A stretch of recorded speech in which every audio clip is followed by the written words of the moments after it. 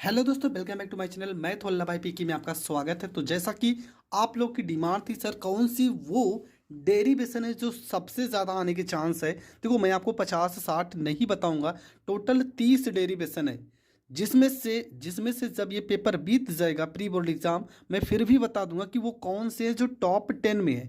पहले आप इस 3 डेरिवेशन को पढ़ो, और इसमें के मैंने सारे डेरिवेशन अधिकतम मैंने डेरिवेशन बता दिए। फिर भी अगर जो नहीं बताया है आप कमेंट करना, मैं उस डेरिवेशन को ज़रूर बता दूंगा।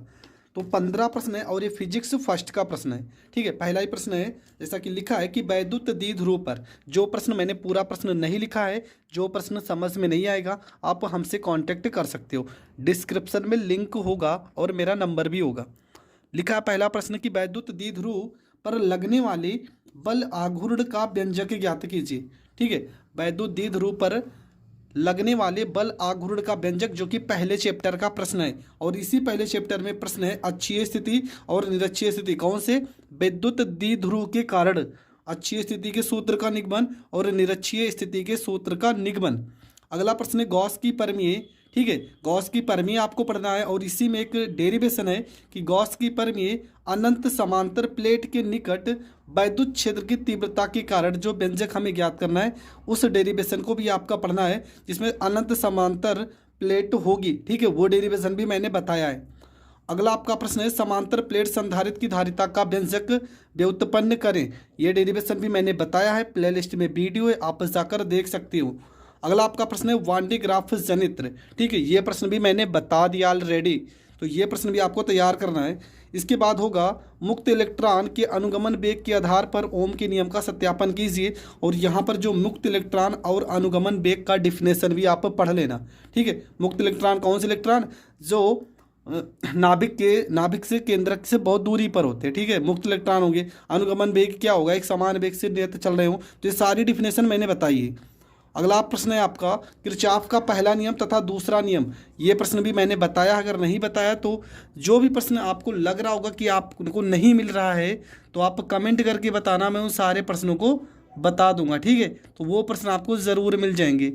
अगला प्रश्न आपका जो है वो लिखा है विभव मापी, नहीं, अगला है व्हीट स्टोन सेतु अथवा मीटर सेतु। दोनों में से कोई एक आने का चांस है। अगर आप दोनों तैयार कर लो तब तो बहुत अच्छी बात है, दोनों में से पर कोई एक ज़रूर आ जाएगा। अगर नहीं आएगा तो आप प्रैक्टिकल बनाए होगे इन सारे डेरिवेशनों का, तो प्रैक्टिकल आप पढ़ लेना। ठीक है, प्रैक्टिकल तैयार कर लेना इन प्रश्नों का। इसके बाद आपका जो अगला प्रश्न है, इसमें लिखा है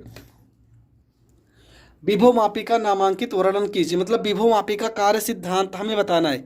विभव मापी का कार्य सिद्धांत का पूरा डेरिवेशन आपको तैयार करना है। अगला प्रश्न है बायो सेवर्ट का नियम वृत्ताकार धारावाही कुंडली लूप के चुंबकीय क्षेत्र की तीव्रता। मतलब बायो सेवर्ट का नियम की सहायता से वृत्ताकार धारावाही कुंडली लूप के कारण जो चुंबकीय क्षेत्र की तीव्रता का व्यंजक है, वो हमें ज्ञात करना है। ये सारे के सारे प्रश्न आपको क्वेश्चन बैंक में मिलेंगे, और जो नहीं मिल रहा है मुझे आप कॉन्टैक्ट करना, मैं आपको प्रोवाइड कर दूंगा। अगला प्रश्न आपका लिखा है कि दो समांतर धारावाही ऋजुरेखीय तारों के बीच लगने वाला व्यंजक प्राप्त करें।